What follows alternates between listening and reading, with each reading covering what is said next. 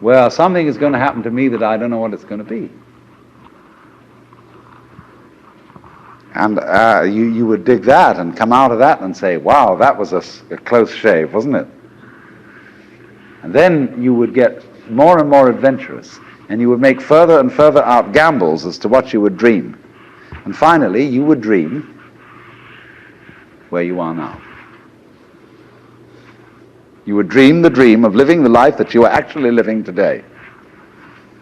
That would be within the infinite multiplicity of choices you would have, of playing that you weren't God.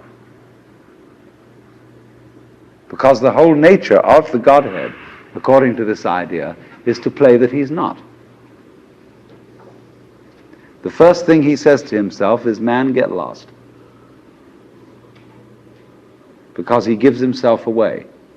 The nature of love is self-abandonment, not clinging to oneself. Throwing yourself out, as in, for example, in basketball, you're always getting rid of the ball. You say to the other fellow, have a ball. See? And that keeps things moving. That's the nature of life. So in this idea, then, everybody is fundamentally the ultimate reality.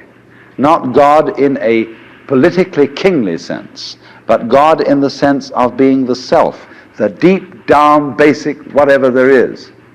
And you're all that. Only you're pretending you're not.